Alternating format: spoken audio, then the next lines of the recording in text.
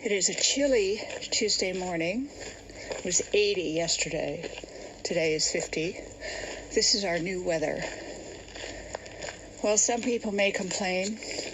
I look at it as having a new lover every day. Someone different, someone new. Even if it's the same person, they are different. They are new. It's a new day. Living in the present. It's a discipline at first and a focus, and it takes an investment in time and energy to teach yourself to effortlessly live in the present. What most people forget is how much time and energy they spend being not in the present, focusing on what isn't happening now that they want to have happen now, focusing on what is coming next and how to get ready for it, focusing on the past that they screwed up and the consequences of that, or the past that was successful and how much more success that's going to bring. All of that takes hours and hours and hours of work, investment of energy, investment of time, investment of your attention. When we begin to notice this about ourselves and desire a change, it is going to be like turning a tanker in the ocean, meaning it's going to take some time to turn this big ship around. The big ship is your old habits, where you always go automatically without even being conscious of it.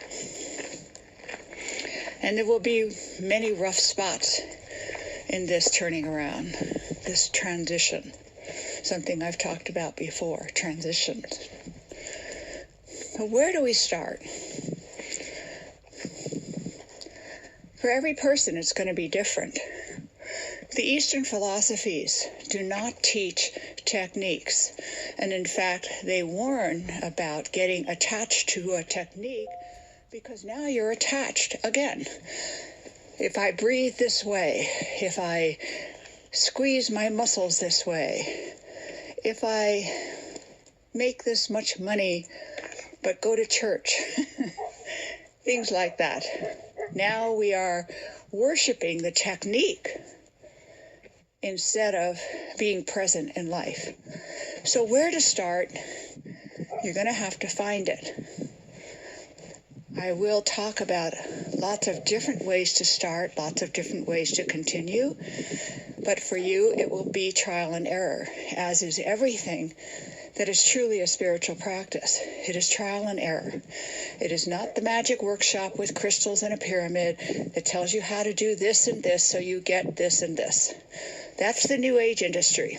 And for those of you who love it, it's a much better hobby than drinking or smoking cigarettes or overeating or so many other distractions that you can have. So, not a problem.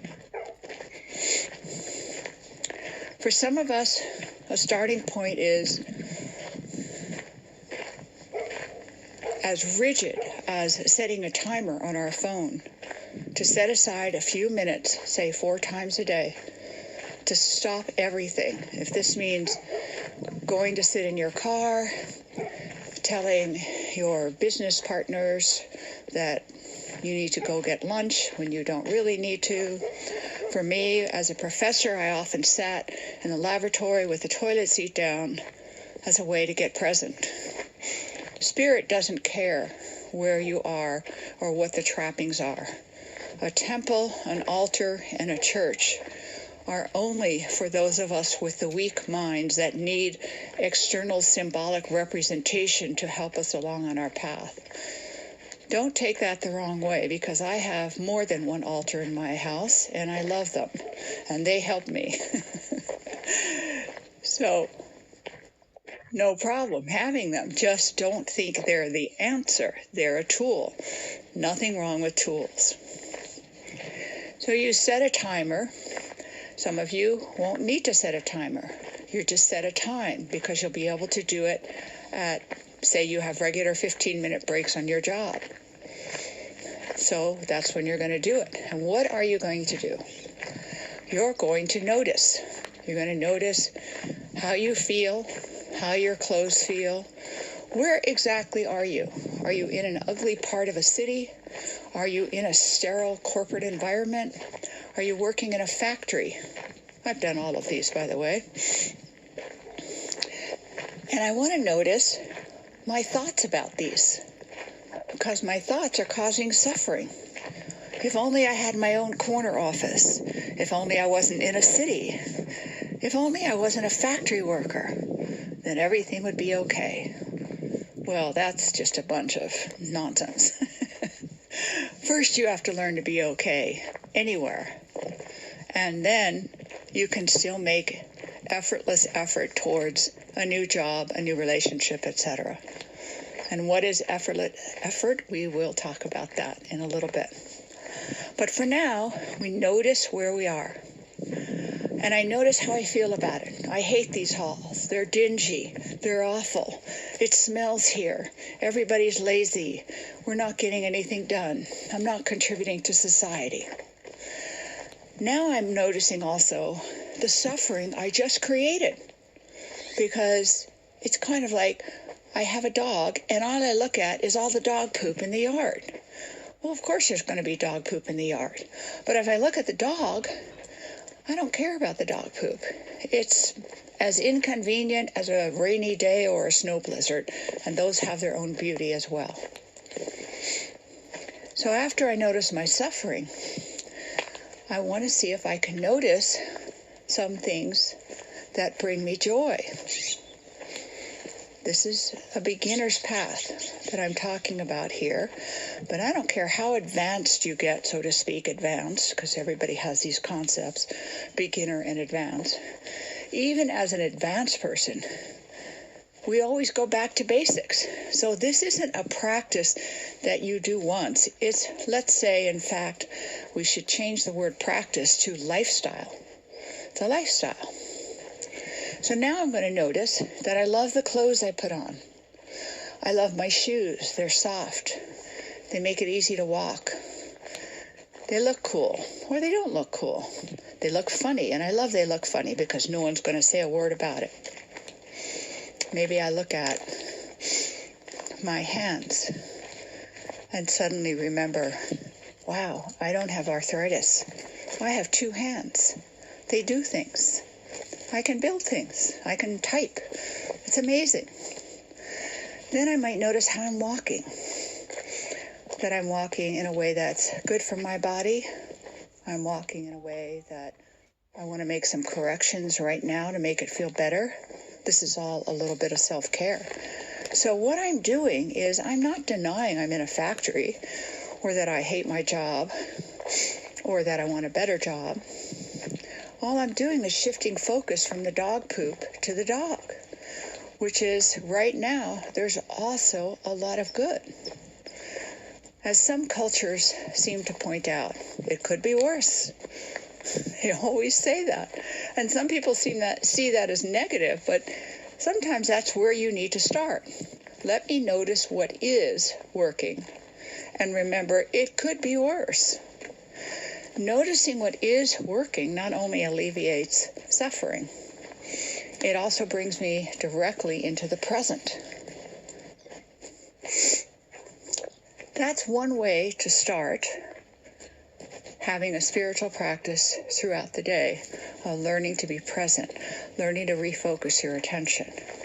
Now, just because you focus on what's working, that doesn't mean you stop sending out resumes. It doesn't mean you give up on your Let's Paint the Halls Bright Colors committee that you're on. It just means that while you are working on tasks and moving forward in areas you need to move forward on, given your current circumstances, that you're also enjoying the trip, no matter what the weather. What's another way to start taking our mind off of what's going to happen, I'm alone. I'm never going to have a relationship. My marriage is falling apart. And now we're suffering again. Is I'm walking down, let's say, a dirty hallway of a crappy job in the inner city where we're supposed to be helping ghetto kids, and the bosses are ripping off money with their salaries and we're not doing much of anything, and I'm miserable. Ask me if I've been there. Yes, more than once. Focus on my breathing. Like, really focus on it. I can keep typing, I can keep walking, I can keep doing what I'm doing, but now I'm feeling the body working. As I notice the breath, I might notice my heartbeat.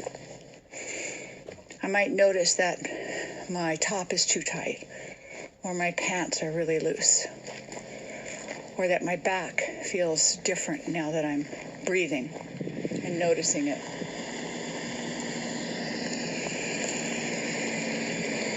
How many times do I do this?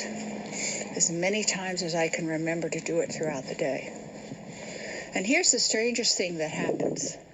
When we start doing these exercises to bring ourselves home, little miracles will start happening to support your work. Someone may say hi to you. More people might start smiling at you. Someone gives you a compliment. You give a compliment. You start to make more friends. This is effortless effort, by the way. Meaning we do something because we want to do it with no thought of outcome, of getting anywhere. We can apply this even to, for example, writing a resume. I'm writing a resume for myself to honor, to frame, to own everything I've done so far, everything that's worked. Doesn't mean there's things I've done that haven't worked. Of course that's there. Yin and yang, day and night, sun and rain, warm and snow. So I do the resume because by the time it's done, I like it. And then, yes, I apply for jobs with this resume. In the process of doing the resume, my energy about myself has changed. That will affect my job interview without much effort. In fact, no effort on my part except the day of the interview to remember to keep coming home instead of trying to manipulate the outcome of the interview.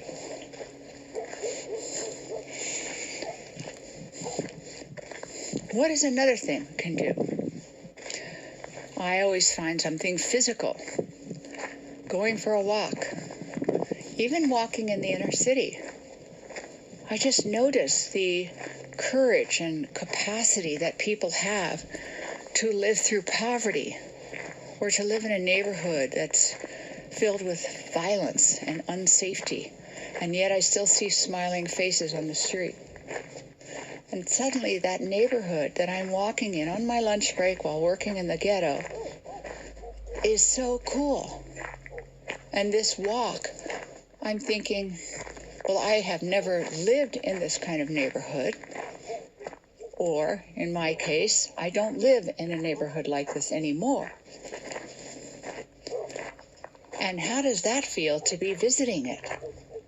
So now I'm not looking at the garbage or angry faces, and I'm not looking at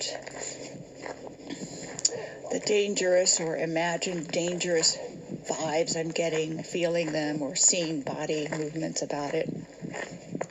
Now, this doesn't mean that I'm going to ignore racism and poverty. No, it means that in the middle of being there, I'm going to be very, very present rather than apprehensive, scared, anticipatory, defensive, all the other things that take us out of body. So I can be in body while experiencing a great deal of what others might see as very stressful. People who are very familiar with this are war veterans. That in the middle of war, in the middle of a firefight, which I have been in domestically, not overseas, you are both in it and, I want to say, incredibly present in the experience of, here's what a bullet sounds like. This is what fear feels like. And surprisingly, it gets very calm. Afterwards, without a good spiritual practice and healing, yes, there can be a great deal of trauma and scarring. But if you talk to a war vet about what happens, some of them might describe it as dissociation, because that's what a lot of psychology might describe it as also. That strange calm when you get very, very present in the middle of something happening. And yes, you might leave your body, but you don't leave your body to go to heaven. You leave your body while it's being destroyed. This happens in rape cases and car accidents also, that people leave their body, but they're still watching the scene. And somehow they're still in it. Very hard to describe with words. So, being present, this idea of noticing everything in your environment, can be really challenging. And you may only do it for 1 or 2 seconds at first. Well, trust me, you didn't create your anxiety, your worry, your fear, your depression overnight. You practiced at it for a long, long time until you got good at it. So little bits at a time is how we start to live our current life. By living our current life, the future that we already planned for ourselves before we ever incarnated is not blocked from coming in. We leave ourselves open to what's coming in because we're home in our body. And when we're home in our body, we are connected to Source and we are receptive. Even if you aren't completely home in your body, it's a start. And the more we learn to be home in our body through meditation, through breathing, through mindfulness, through self-awareness, and through putting the time into these things, the more we live our life with effortless effort. The New Age people like to call these synchronicities, or that they're connected to the parking god, etc. My problem with that approach is that it's always focused around, I got what I wanted. It's not focused on, I became more receptive so the future could flow in and I was present enough to respond to it. So the synchronicities that will increase in your life with the practice of being present are not about parking spaces, getting a piece of jewelry you've always wanted, etc. Those will happen. Those will happen, and they're very nice, no question about it. But the bigger thing to notice is how much your anxiety, your fear, your depression, your desire to control outcomes starts to go away. And even more amazing is how you start to notice that you really are enjoying the days. And I wasn't kidding in the beginning about the weather changing is like having a new lover or having your lovemaking with your longtime partner be like new. Change is excellent. And our ability to flow with the change is like being a surfer on the ocean. You fight the waves, they'll kill you. You read the waves by being present and feeling their energy. You learn when to surf, when to ride a wave, when to let it go, when to call it a day, when to lay on the surfboard and sunbathe. Surfers become good at surfing by spending a lot of time on the ocean. And why people kind of make fun of or look down on the surfing culture like they're kind of these out of it, unambitious hippies, is that our culture does not encourage anything of going with the flow. Going with the flow is either typically associated with doing drugs or giving up. Well, it is what it is. Got to go with the flow, meaning crap's happening and I can't do a goddamn thing about it. That is not going with the flow, and being high on drugs is not going with the flow. Neither one. If you meet professional surfers as opposed to party surfers, those are the ones who understand about being present and reading energy. Athletes understand the same thing. Athletes become athletes because they love being athletic. And if they make the Olympics or not, that is a secondary agenda that has to do with a future that's already predetermined by them before they ever came here. Even the ones who say, I'm an athlete because I'm going to get a gold medal. The ones that are truly balanced, and I want to say this is their path and somehow they know it. Like I have a nephew who declared at 9 years old he was going to be a judge. And he is. It just flowed into his life. And somehow at 9, his higher self knew it. It wasn't a statement of ambition. It was a statement of knowing.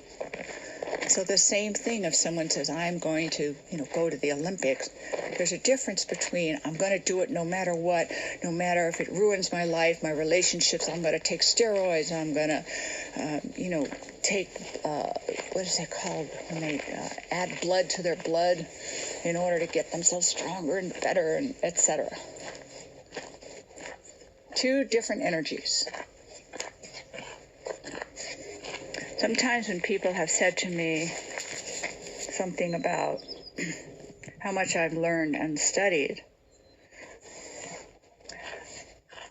the energy is usually, well, I'm not you. I just can't do what you did. And so, stop rubbing it in my face. Or I'm never going to get there because I can't do what you do or what you did. For me, it wasn't me doing it. It was, there was nothing else I'd rather be doing. With no agenda of one day I'm going to become a something or other. It was just, what else would I rather be doing? Just like walking dogs. What else would I rather be doing right now than walking the dogs and looking at nature and having a body that works? And in half an hour, there's nothing I might rather be doing than writing a paper or cleaning the house. So along with the little starting points I offered, we can also look at the quality of our life. How much am I suffering throughout the day? And we can notice some red flags. Do I snap at people? Do I not notice friendly smiles? I only notice the grumpy people. Does time pass and I'm not really sure how? Am I distracting myself a lot? TV, video games, sex, overeating, endless company. I know a lovely woman throws gatherings, feeds everybody, and hosts them. And everybody loves them. And does this make her happy? Is this a distraction? That's for her to find out. In the process of becoming present, you will hit rough spots. You will find the areas that you hate yourself. You will find the areas of self-loathing. You will find out you're an angry, vindictive person filled with revengeful thoughts. You will find out that maybe you're really depressed. While you're doing all of that, at some point, you will get really sick of suffering. And when we get really sick of suffering, we start to behave differently. It takes that breaking point. I recently asked somebody who's been suffering for years, that I've known her, decades that she's known herself. I said, okay, you know this stuff, what are you doing? She said, well, I read a book and I think about it. Well, reading the book was to give you ideas on what to do. It was like, I can't learn how to cook. I read all these cookbooks and I think about them. That's right, because you can't read about something or listen to something and think about it. You're going to have to take the risk, and it's going to also feel like muscling through in the beginning, like painful, like going to the gym or getting up early when you don't want to. But you put a lot of muscle into your suffering. You worked hard for your suffering. You just forgot it. And you worked hard at it because maybe you were raised that way in childhood, or you have unhealed wounds, etc. Everybody has their story and their history about why they are more comfortable or more used to or have more neural pathways for suffering than that of enjoying life. When we enjoy life, it doesn't mean we don't suffer. We don't have hot, sunny days all the time unless you live in the Mojave Desert or Death Valley. And some people like that.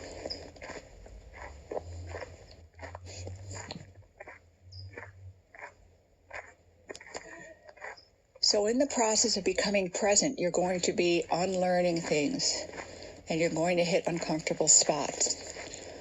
And eventually, if you're on a very self-destructive path at the moment, because you're home, because that connects you to Source, I guarantee you there will be some kind of blow-up that helps you break free of the old chains, the old patterns. And it may feel like, well, I did all this mindfulness stuff and meditation, and my life went in the toilet. Did it really? Alcoholics, when they stop drinking, feel like that. Heroin addicts, when they stop shooting up, feel like that. It doesn't feel good to give up the old stuff, not at first. In fact, it feels awful because you no longer know how to function without the old stuff, without the alcohol, without the depression, without the suppressed rage. When I was younger, I was a type A personality on steroids. And I always thought, wow, look at me, I'm so efficient and I'm so giving and I do so much, etc. And when I began to wake up, I discovered that I was doing all of that to run away from pain. It was a painkiller, and it was a self-esteem builder, because the harder I worked and the more people took from me, the better I felt about myself. Giving that up meant I had to find out who I was without being of value to anybody. Giving that up meant I had to learn grown-up, mature self-care responses and skills to all the emotions I was blocking by being a workaholic. It was rough. And I lost a lot of people because I was their gas station. I'd pump them up. They needed something, I gave it to them. Proud of it. Well, when I turned the gas station off, a lot of them just didn't care for me very much. I was always their resource, never their friend.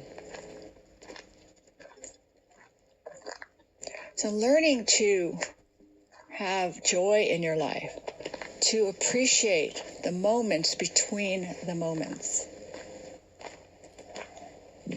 While I go to jail, I'm being arrested, let's say for a demonstration on civil rights,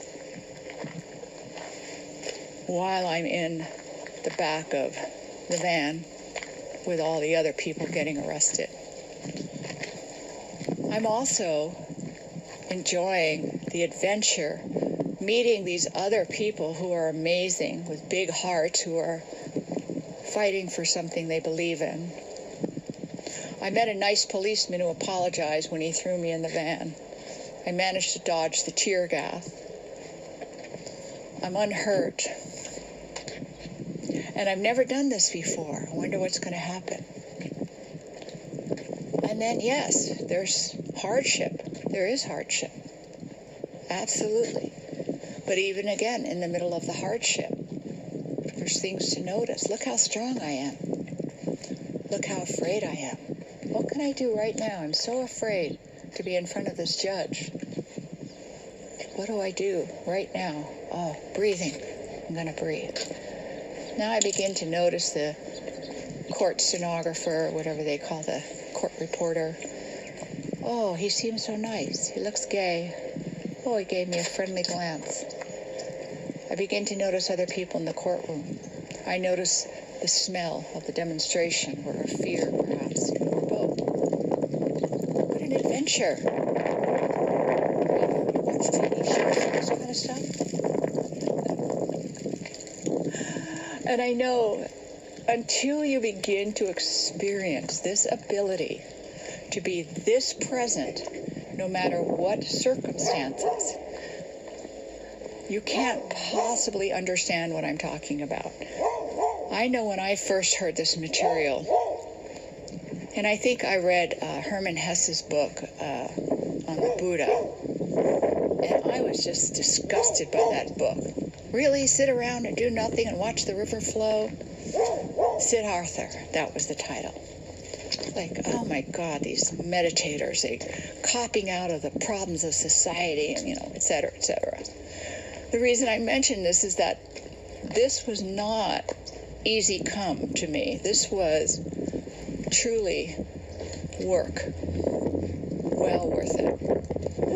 And at the time I read that book at 17, when I was a full-time peace and social justice activist with the Quakers, there was no way that made sense to me. I despise people who weren't in the fight. The hippies that went to Vermont to grow organic vegetables in the late 60s, early 70s. So I didn't understand these words either that I'm talking about now. I had to learn them. Then I understood them. So why should you take this journey? Well, if you're suffering, if you're miserable and unhappy, you've tried everything else, this might be a good last resort.